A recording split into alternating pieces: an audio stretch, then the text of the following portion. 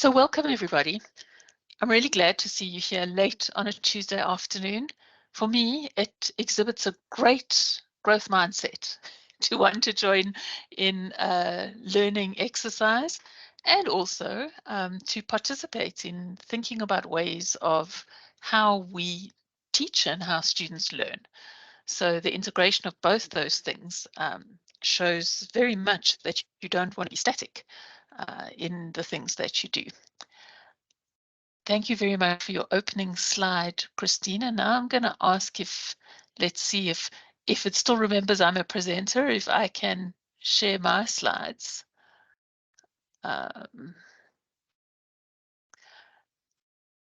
did apologize this afternoon. You will see that my laptop is probably running really slow because I'm downloading all that excess stuff that I had on Google Drive into another space because we're now only allowed, can you believe it, how sad, only 100 gigs in your Google Drive. The good news is OneDrive gives you much more. Christine, because I'm sharing my screen now, not just the PowerPoint, I'm going to need you to tell me if people put up their hands, okay? Will do. Thank you. Okay, so last week, we spoke quite a bit about what a growth mindset actually is and a little bit about what a fixed mindset is and why we think one is desirable and the other needs to be worked on. And we left with the principle of yet or not yet and how enormous that is in terms of thinking about our students. Because if we say pass or fail, that's really a fixed point. It's a fixed paradigm. But if we say yet or not yet, it implies that not yet can become yet. So it really changes the way we look at our students and the way that we train our students. So this is a recap from last week for those who were there. There are a whole lot of ways of thinking and ways of speaking ourselves that can show ourselves what kind of mindset we have. And these are some of the phrases that we spoke about last week, from I just can't do this to something like I'm going to train my brain and I will be able eventually to do this. Or my plan A didn't work, but there's always the plan or B or Z. It's not a case of if you didn't do it the first time, you're never going to manage. And then more subtle ones like my friend can do it. If your friend can do it, then maybe you can learn from them. Or maybe you can take extra time, or maybe you can ask advice. So it's about looking at possibilities and trying to make more possibilities real. And how do we do that? So I left you with a thought as we segued into action. This is from Glenda Ouyang, who is a culture specialist in solving what they call wicked problems. Really no one right answer.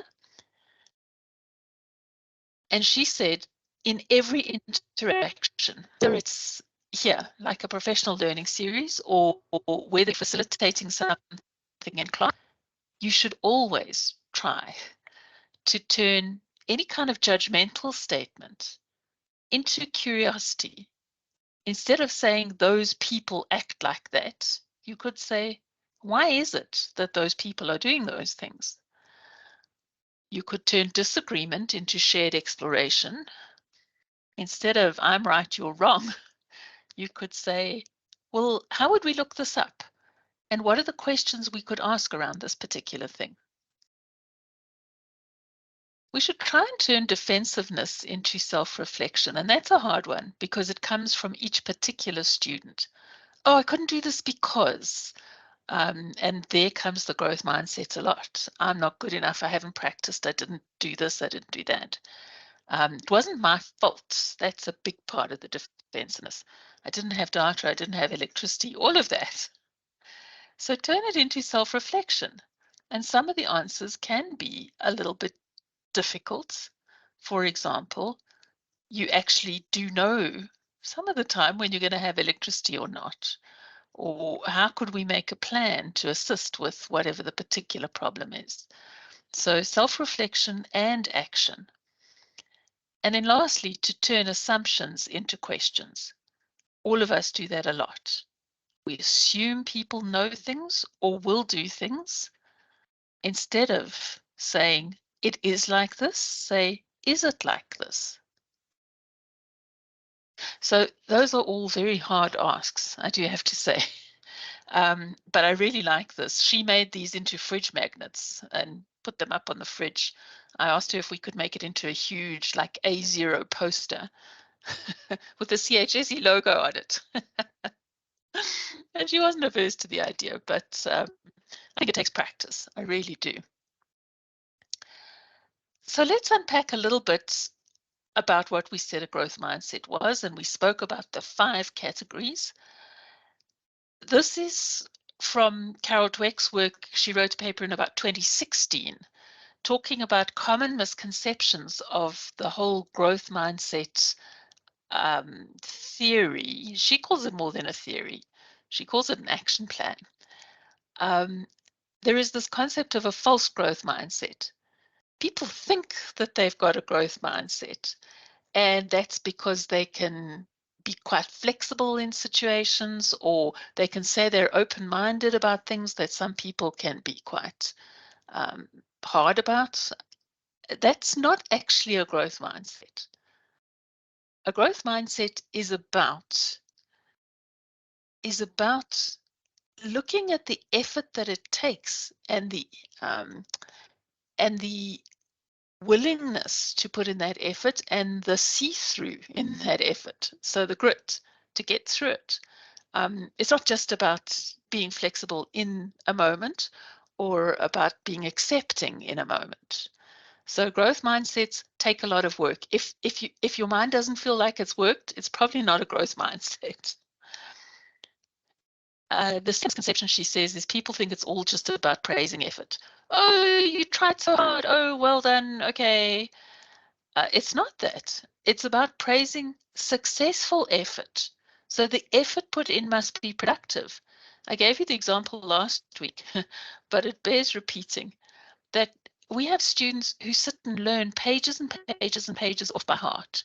And they spend hours on it. And they can stay up like 3 nights in a row and binge on caffeine and all sorts of that is effort. It's not productive effort.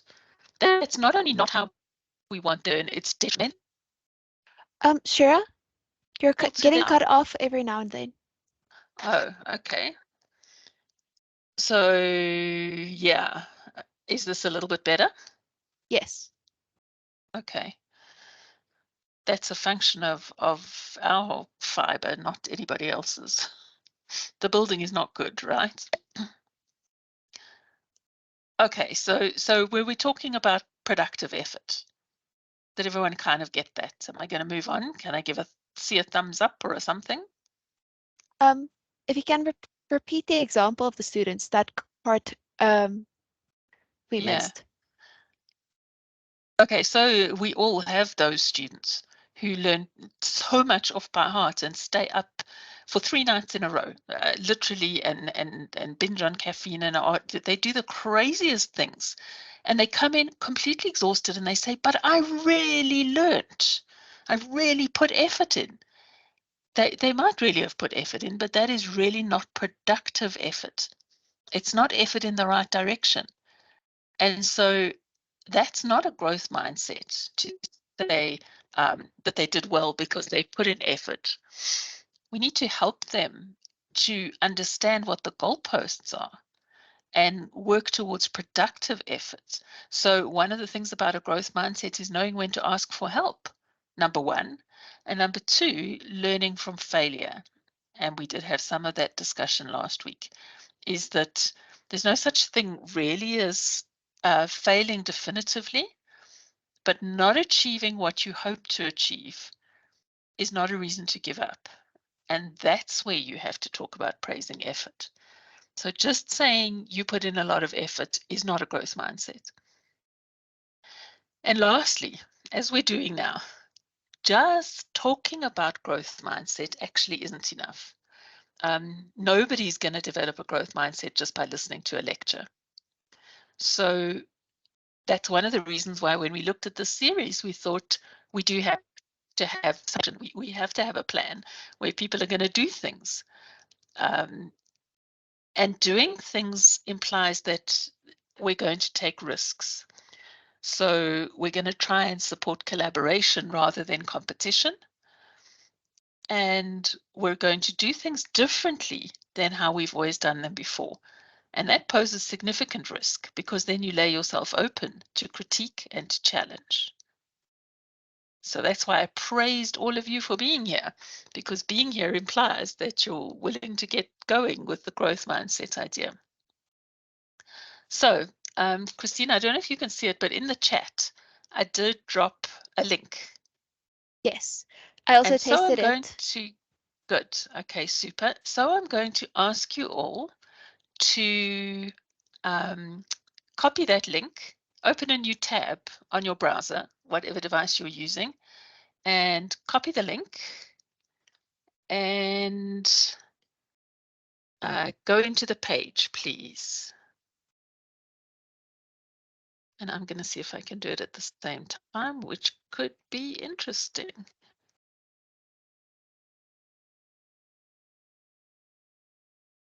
Okay. Sure, if needed, I can also share my screen. Yeah, no, I guess you can. What I'm going to just do now is swing across and hope that you didn't crash. No, you are. There we go.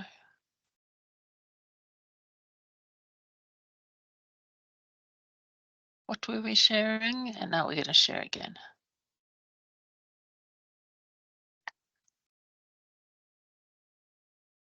Okay. So as you could see from all my swinging backwards and forwards, I've been reading lots of blogs, lots of psychology how-tos, lots of ideas about how it is that we can embed activities in our teaching and learning that promote a growth mindset.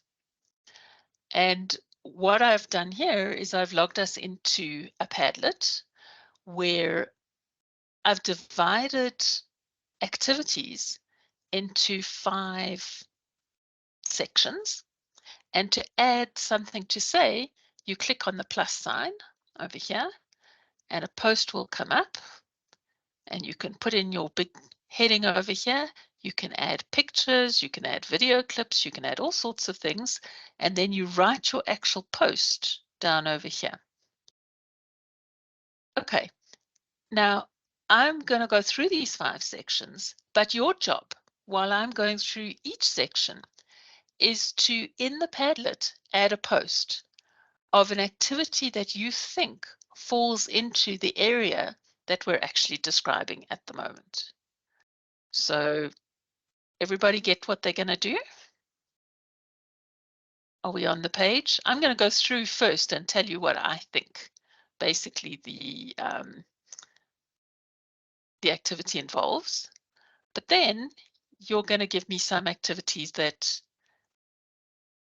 you think you could do in your classroom, basically. All right. So I said from reading and looking, these are 5 activities that really work. This is from a blog called skillpacks.com. I'm quite happy to share the links with you. And I'm also admitting that I use their structure directly because I really felt like something to work with in trying to get our brains together. So the first thing about developing a growth mindset is helping people to think differently, to bring a newness to the things that they do. So to learn a new skill or to use a different brain set to have a break. So I know that there's lots of pros and cons to the idea of Howard Gardner's multiple intelligences idea, that, we have all sorts of intelligences, not just literacy and numeracy and the ability to verbally communicate, but also bodily kinesthetic intelligence. So great sportsmen have that, and interpersonal and intrapersonal, and all those naturalistic, those different kinds of intelligences where people excel in a particular area that is not book learning, for example. There are lots of pros and cons about whether you take that as a real learning theory or not. But the thing about Gardner was, and I think this is the point we need to make, is that if your brain is engaged in one kind of activity, like reading or like doing maths problems or even doing a small group exercise, then to give your brain some relief, so to have a break, doesn't mean you've got to veg out and watch TV or go to the kitchen and eat chocolates. To have a break, what you need to do is to do something different. So if you've been inside all day, go outside, count the clouds and breathe the fresh air. Or if you've been doing lots of sports, well, then yes, go and pick up a book and read something. So the idea that you can do something different. I don't know how many of you know how to juggle. No I have responses tried, there. and one day I will be successful. Yeah, I know. It takes a lot of practice. So much. So Oh I my have word. I know. I have a son who loves to juggle. And he started off juggling rolled up balls of socks and moved on to tennis balls. And then eventually he moved on to juggling glass bottles, which freaks me out, something horrendous, but he can do it. And he says that the level of danger is what appeals to him about that. And that's why he practices to get it right. So yeah, juggling is a huge mind activity. Also, something like Sudoku, it's not just to do something different, but to challenge yourself. And that's the point of the growth mindset. So if you love doing Sudoku and you love doing the easy ones because you know you'll get it right, well, then, yes, challenge yourself in the time it takes you to do it and note what your fastest time is and try and break that fastest time. Or move up in levels of difficulty. Once you really can do the easy ones really fast, well, then try the more difficult ones. So again, it's not just changing the activity, but giving yourself the challenge of it. I love the idea of being inspired by the success of others because unfortunately in academia, I see a lot of, frankly, academic jealousy. People say they managed to succeed, but, and then there's defensiveness because they had this and that and the other given to them, and I didn't have that, or that kind of narrative. And I don't think that's helpful for us. I really think the idea of seeing how well other people do and then modeling on them and then asking them how they succeeded and who their coach was and who they modeled themselves on. All of those things are useful, I think. And then in terms of, they say bringing newness to your regular activities, they mean if you always walk a certain way to a certain place, maybe find a different route, or maybe do the route backwards if you do a general walk. So those are all things that speak to relaxing and having fun, and generally, I'd say thinking of fun things that you can encourage your class to do, maybe outside of the class or also inside of the class. So I'm going to remind you, because I can see the Padlet now on my other screen, to please go in and add under the relax and have fun, what do you think you could do in your class under that heading? Something that you think could be useful.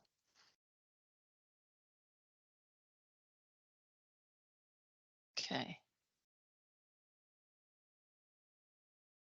I'm seeing that.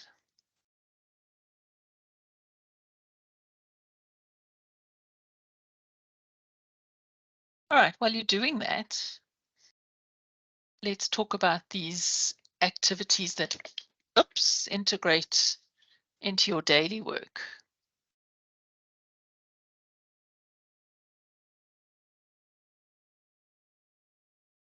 Daily work, anyone? Yeah.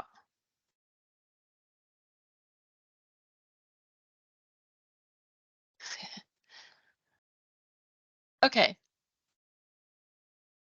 So now we've all said that it's not just about feedback.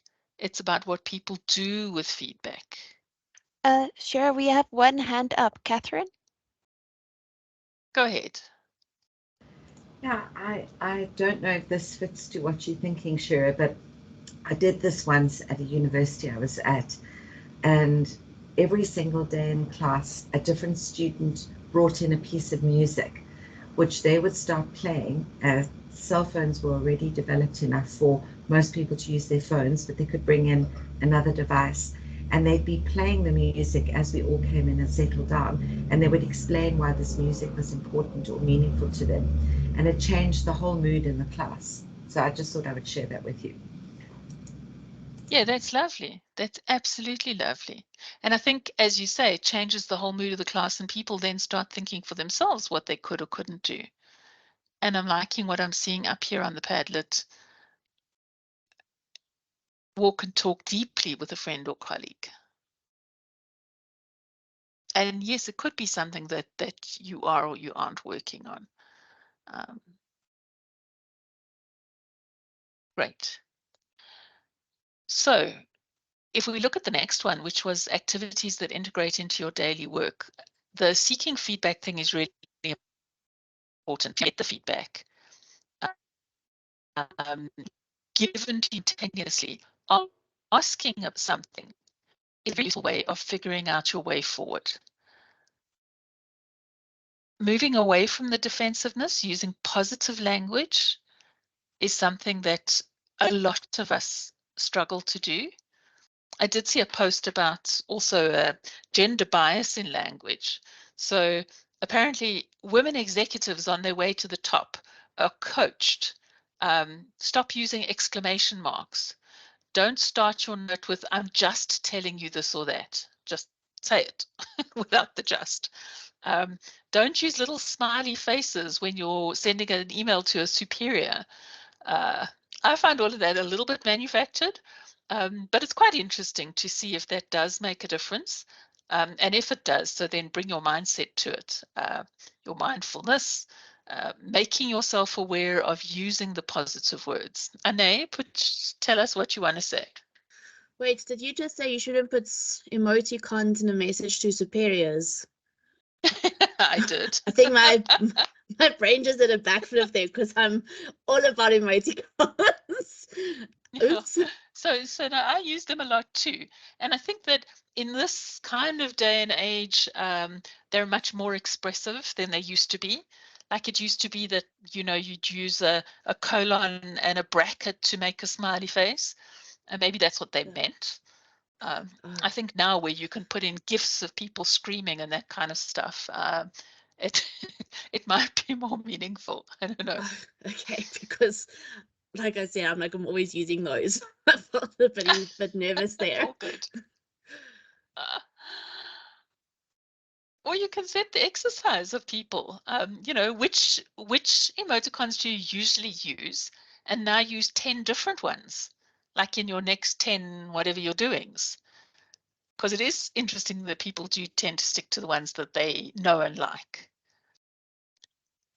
Number 3 is a be curious thing. Now in medicine, there are huge opportunities to be curious. And in fact, there are quite a few really good journal articles, which I might need to seek out and drop in the chat once I get out of this presentation mode, about being absolutely curious, and how that improves students' ability to diagnose and to treat patients. So unfortunately, the hierarchical system that we work in does not encourage students to be curious, except in their own way quietly. And what do I mean by that? There is a lovely BMJ article about a really consultant taking her group of registrars on a ward round. And she got one of the registrars to present the patients. They were all standing around the bed, and the registrar said, the patient has BKA and is in here for an emergency management of this and A. She said, hang on, what do you mean BKA? And everyone looked at her because everyone uses acronyms in medicine. And so the registrar said quietly, that's a below the knee amputation. So it was a diabetic case, which, I mean, doesn't sound unusual for a diabetic, but difficult, but anyway. So she stopped them all and she said, okay, do you see a wheelchair anywhere near here? Do you see any crutches anywhere near here? She said, did you lift the blanket and do an examination of whether these are false legs or whether they're real legs? And the patient was lying there with two completely full legs. Okay, nothing wrong with them. But in the notes for 3 admissions before that, somebody had written the patient had come in, like literally years ago, for a DKA, right? Diabetic ketoacidosis. Very different from a BKA.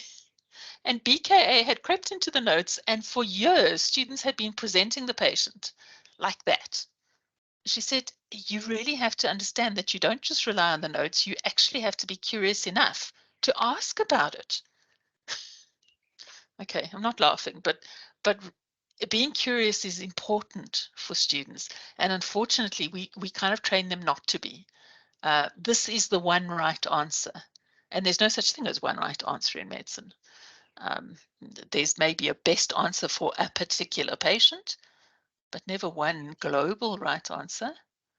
And that leads to the next one, which is in terms of practicing listening. So I'm going to give you a couple of minutes now to go into the Padlet and to write down some ideas about activities that integrate in your daily work that you can speak about that could perhaps encourage people into a growth mindset.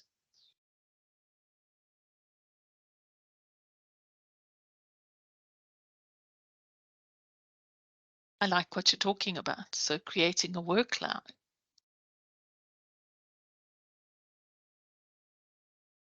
And transcript tools are also good. Colleagues, wow, you're really developing a good toolkit here, guys.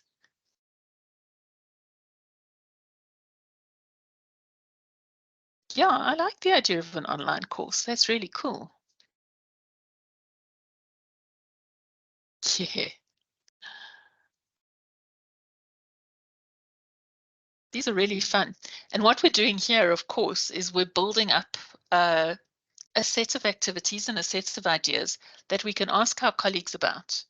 And we can think about when we're trying to look for activities that could perhaps help us with a growth mindset.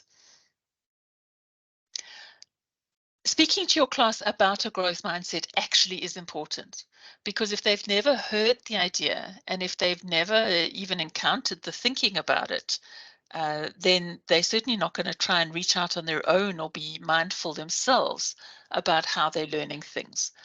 So it doesn't matter what you're teaching them. One of the tenets now of the concept of learning is to explore neuroplasticity. And there are gazillions of YouTubes and osmosis videos and all kinds of that you can assist students understand habits, older books, the Atomic Habits, etc. Tiny habits build towards positive activities. And the more you work into a certain behavior, the more it becomes the behavior that is preferred. You do have to talk about the flip side. And that is that the more you do a negative behavior, the easier it is to do that too. So, for example, if you've never ever touched a cigarette and you try it, then you're not in the category anymore of somebody who's never ever touched a cigarette. And if you try it once and you didn't like it, but then you try it again, then the third time you try it's much easier than the first time you ever did it. And that's obviously with any bad behavior. I've never met anyone who's never eaten one single chocolate. And let's talk about neuroplasticity.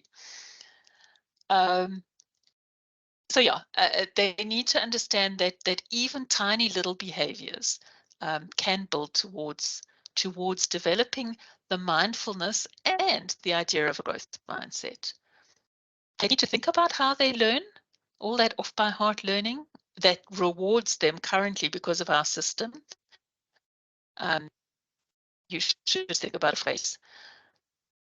Lots of little things to improve memory, because there's a big difference between remembering things in terms of your own meaning making and remembering things in a list because you learned it off by heart. So by improving memory, we're talking about improving making connections in your memory. And then one of the really good ways to get your class really developing a growth mindset, communication and feedback, is to stand present, and then everybody who's not presenting isn't listening because it doesn't count. But to actually get people to actively, perhaps in smaller groups, teach them back, really helps them, I think. So some ideas about learning about growth mindset. What would you do if you had to teach your class? I did tell you about my long play while you're busy putting in ideas about learning about growth mindset. So I could show you a video, but I used to teach the GMP1 class in almost their first week in the class. And so they're integrating all with each other. There are 380 students. And my lecture was on, it was actually a prac in the afternoon on pharmacokinetics. And so I walked in with hundreds and hundreds of plastic purple cups. I had 12 master students in those days. I brought in all the master students and I made them hand out the cups. And I said, okay, those, I'm talking about back in the day, like really time ago, and I'll date it for you. The second Anna Kendrick movie had just come out on where she did the cups thing. Anybody know what I'm talking about? No idea. Yeah. Sorry. Pitch I'll Perfect. quickly Google it. Yeah. You'll see a gazillion Googles. Okay, Anna Kendrick and the cups thing. Yes, Pitch Perfect, you're right. Thank you for that. So I taught them how to do it, which is a whole thing. Okay. And then we went into the pharmacokinetics. And I had a couple of them come up to me afterwards and say, we really didn't see the point of that. You just completely wasted the first 10 minutes of our lesson. And it was really quite amusing for me. So I got them back again about 6 weeks later. And there I was talking about, I don't know, drugs that mess up your liver or something. And so exactly 6 weeks later, I came in with a bunch of yellow cups this time, handed out all 380 of the yellow cups and got them to do the cups thing again. And by this stage, they were all like frothing, like, what on earth are you doing? Which was okay. It was okay. And what we did at the end was we collected the cups in and I donated them to, there was a group that had a church group that wanted, I don't know, cups. So we gave them out. Okay, fast forward to the end of GMP2, which is like 19 months later. And I had a lecture with this class on neuroplasticity. And I walked in with green cups and video cameras and all the master's students. And we videoed them with no practice to see how many of them had learned it, how many of them had practiced in between, how many of them had listened. And then we had the playback of the 6 weeks later and the 19 months later. Yeah, I have a video of that. It's pretty cool. If you ever want to look at neuroplasticity in action, that was it, because there were plenty who still remembered how to do it and plenty who'd completely forgotten. So now that was my example about learning about a growth mindset, and I see yours here we're doing. Sure.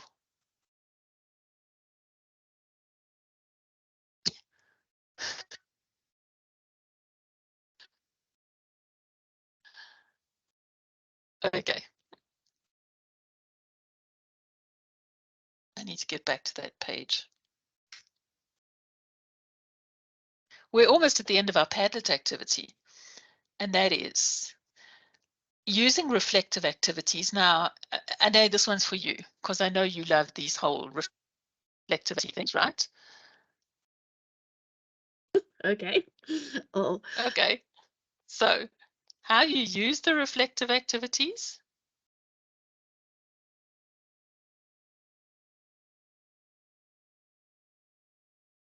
And then the thoughts. That's Sherry, you cut off for a second again. okay. Thank you. I'm hoping that the generator doesn't give out before the end of the day, right? Noisy. So give them a time to actually talk about reflection. Students can be taught how to reflect. There are lots of ways of setting them questions, not just what did you do right? What did you do wrong? What would you do different next time? I think there are lots of ways to prompt how somebody's approached an activity. One of the things is to encourage them to keep a journal. You can call it a diary if you like, but a journal doesn't have to be every single day, but it's about reflections on their process, for example, or their learning, or their development as a professional, or the things they've seen that they've learned about that they don't want to tell other people. A lot of that happens when we have cross-moving across communities. So a student who's never been in a different type of community might be absolutely amazed by what they're seeing, but then they realize they can't say that in an open reflection because it's part of their own growth and development, and there are things that maybe could be hurtful to share. So allow them to keep their privacy, but at the same time, encourage them to engage with those ideas.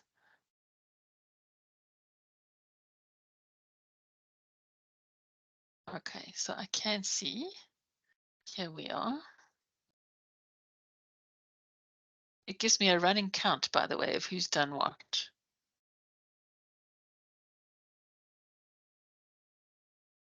It's pretty cool.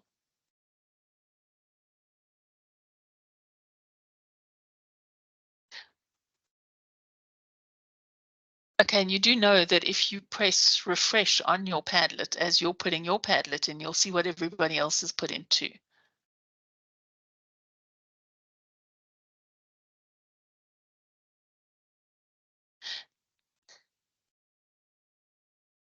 I like what you're doing here. So what was new? What was boring? What was fun? What do I want to take forward? Those are all fantastic questions for reflection. And also, it leads to the concept that you can act on the reflection. So there's a loop that feeds back, not just, okay, I reflected, now let's move on to the next topic, which is sometimes how we do reflection. And now I'm down to our number 5, which is about seeking purpose. We spoke a little bit about this last week. Remember the CPR? Some of you will. So developing change, looking at your purpose, and developing resilience, bouncing back from things that you might not feel are that positive. So I think some of our students are there just by rote. They're there because their parents want them to be, or because their friends were accepted, or because they're here now and what else could they do? And helping them develop a purpose is a very positive way of getting them to think about yet and not yet.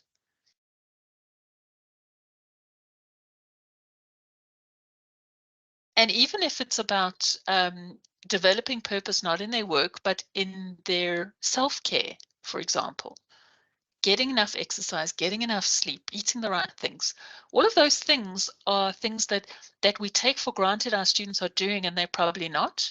And we certainly take for granted we and our colleagues are doing, and we're definitely not. So I think working on purpose is something that brings us into the realm of yet or not yet. And for some, it's always close to, but just not yet. And it gives us that goal and that vision and that purpose to move towards if we're thinking that there's this positive behavior that we're working on. And in this instance, the blog is talking about being remembered as a leader, but being remembered as a teacher, or being remembered as a clinician, or being remembered as somebody who was involved in a team or a group. So really, what is your epitaph moment? What would you like people to say about you when you're not there anymore? Might not be by a gravestone, but moved cities or something. Okay. And now I come to our last point, which is a practical tip, I think, for every teacher. And I get this quite often when we're doing counseling on people saying, my class is bad. So you want to go, what about your class is it that's bad? And I've had teachers who say, I have been teaching this for 20 years. I know it. And they're just not responding the way they should. And I want to take a deep breath and say, this is an opportunity for discussing learn, unlearn, and relearn. And what do they mean by that? It's a cycle. And obviously, some things we know are just now completely obsolete. There's that classic thing of Henry Ford was trying to raise funding for developing his cars. And somebody said, yeah, you'd do much better developing a better shovel for moving the horse manure than you would do doing this engine thing. And yeah, I don't think there's a doubt that Henry Ford did okay. So as the world changes, we need to decide what is still relevant and what is still helpful. And there's no such thing as you learn foundational knowledge and that is bedrock and that stays the same, and then everything else you just slot into meaningful things in your head. Some things hold us back if we don't unlearn and relearn. And what are those? So they unpack them as 4 different things. I do want people to add to the purpose while we're talking about learning and unlearning. How is it that you would help people to develop their purpose and to improve the concept that they do have purpose and move towards? So maybe in terms of the learning and unlearning.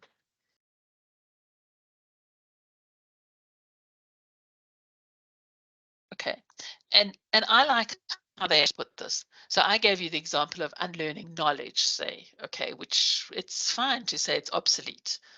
We now no longer need to learn how to plan an argumentative essay because ChatGPT can do it for us. I want you to jump up and down and wave your hands and say, no, that's not true. But see what they say. It's much harder to give up unhelpful habits and behaviors. And then, yeah, your sense of identity, who you are in relation to everybody else. So now I took this directly from the skills.com guy blog, and he speaks in the first person. So the first thing is knowledge and assumptions. He says that's easy to give up on. The very famous quote of Thomas Watson, he didn't think that IBM had a future. And how Steve Jobs overcame him.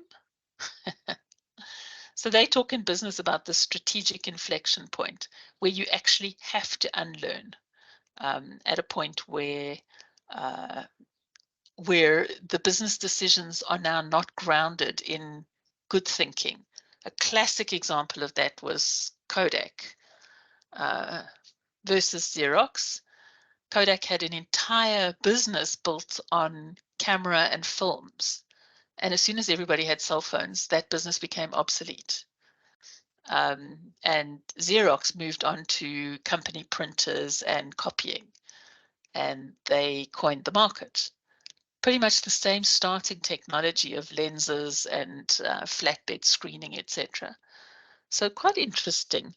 in terms of knowledge and assumptions, but that's, as we said, the easy one. Unlearning and relearning skills. So I thought his example was quite sweet, because when people do their driving test, one of their biggest problems is parking the car, and not forward parking, but reverse parking, right? And now, how many cameras and sensors and things scream at you and guide you and tell you what they're doing? And in fact, cars will, there are plenty of the drive yourself kind of cars. I mean, not drive yourself, the car drives itself. So maybe we're going to have to unlearn all of that.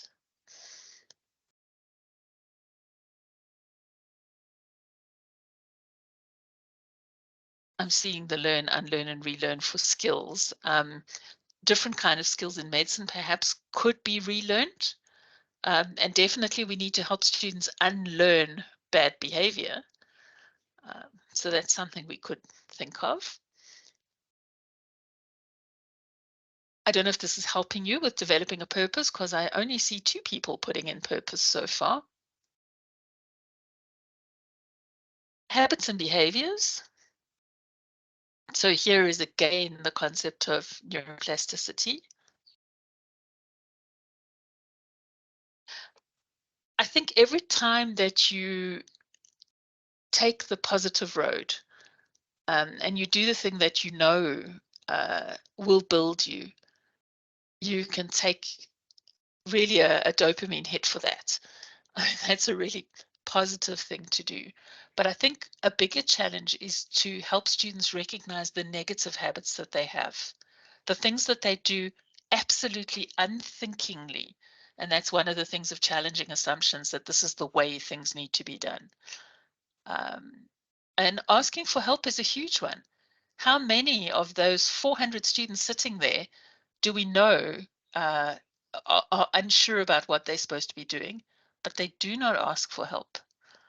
How many of them aren't even understanding the instructions that we've given and they're not asking for help? So a habit or a behavior, both of them need to be encouraged in terms of the things that you want to see your class doing. And then we have to think about ways that we could develop activities that allow them to do it.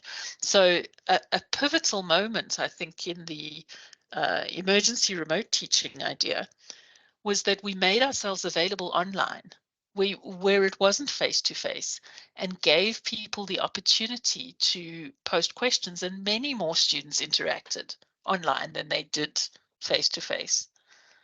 And so that's, I think it's an inflection moment for us to think about in terms of how we design, how we interact with our students, not just presenting material, not just here's an asynchronous exercise online, and then when we're face-to-face, we're going to debrief it.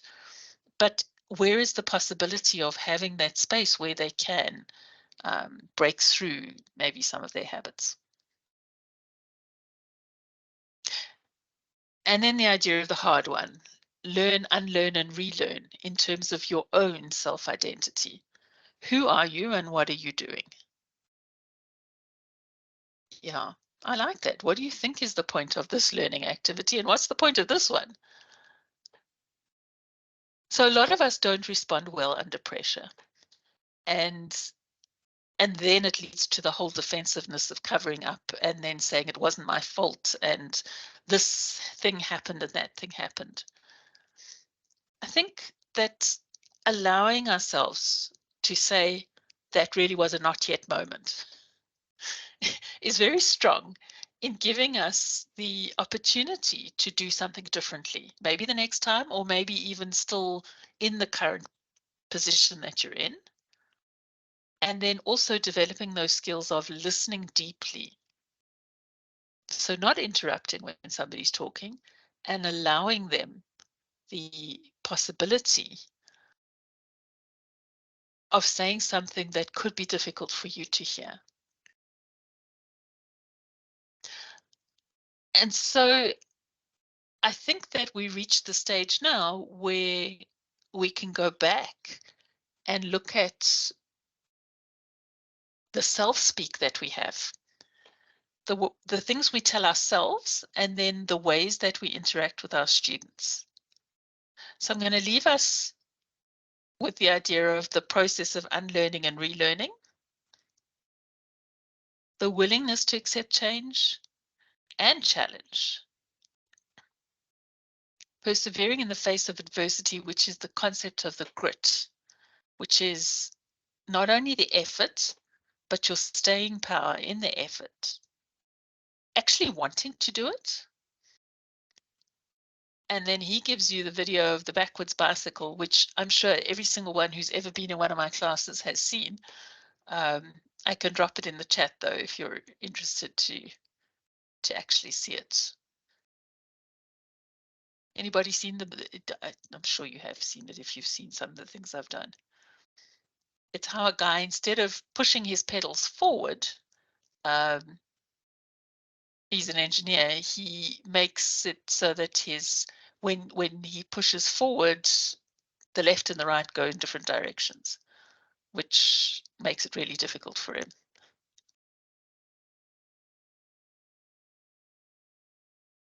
Okay, so I'm happy to give you the slides. I'm just checking the chat now that I'm out of all of this. Christina, I'm very happy to give you the slides. Yay, Kath, thanks for posting the cups. I do have to say that nobody came up to me after the 19 months later and said, we knew what you were doing. They had all gotten over their irritation with this stupid woman who came in and did stuff that wasn't pharmacology at the time. And then when we finally got to the class that I'd set up 2 years in advance, they were like, yeah, okay, we understand the concept. All right, we're moving through. Okay. Christine, this is cute. I like it.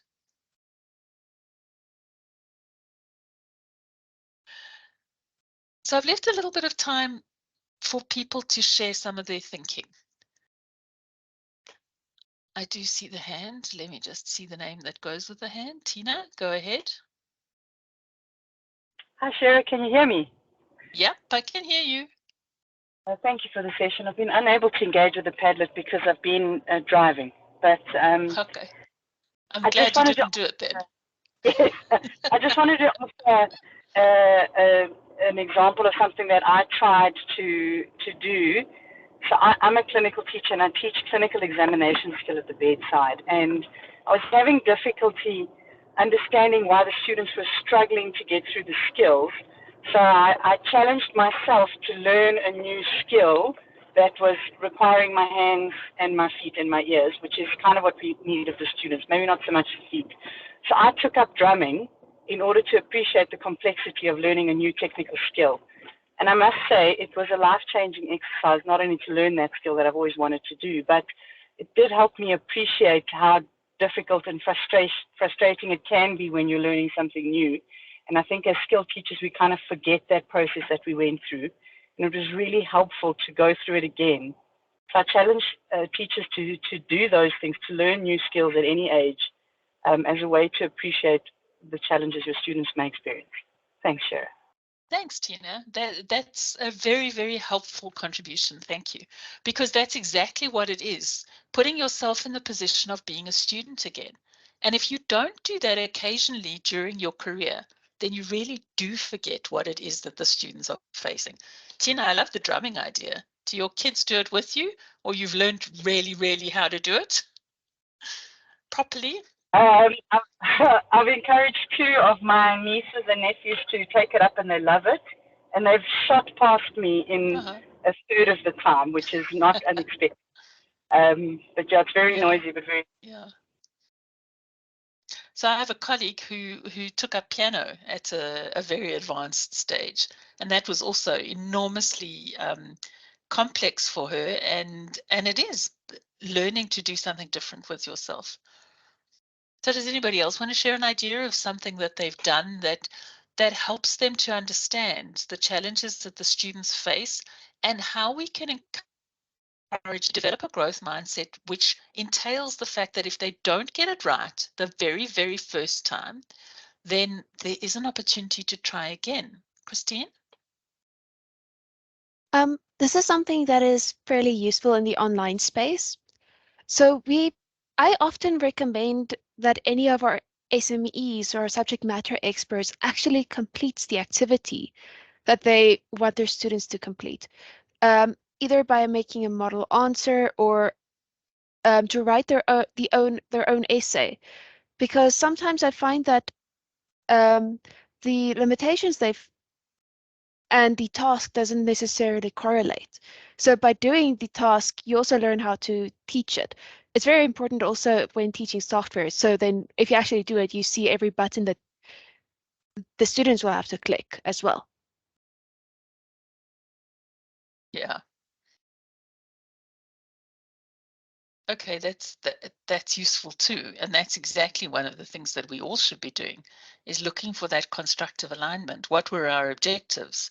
What tasks did we do to help them learn? And then how are we going to assess whether they've done that learning or not? And that only comes together when you see all of them together. So well done, everybody. I think that we've got a great resource here in activities to encourage growth mindset. It's also a lot about thinking about ourselves every moment of every day, because as Dweck said right at the beginning, you don't just have a growth mindset. You're currently experiencing a growth mindset now, okay, over this activity and this person at this moment. That doesn't mean that with the next activity and the next person and the next moment that you'll maintain it.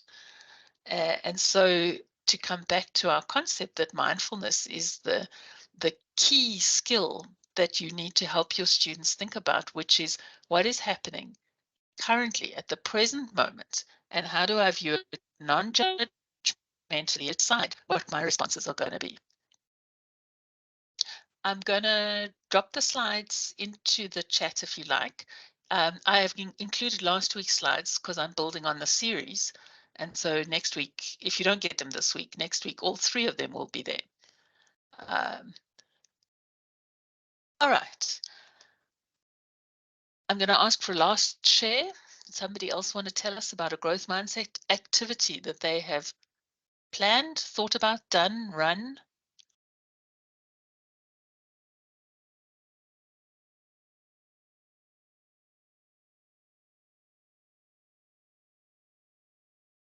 Okay, that's my challenge for you. In the week to come, do something that helps your students develop a growth mindset, or challenge yourself to get out of some sort of fixed behavior that you think is okay and that you're very used to doing. And then when we meet again next week, we're going to share that and more. Thanks very much for logging in, everyone. I wish you a good afternoon. Cheers. Thank you.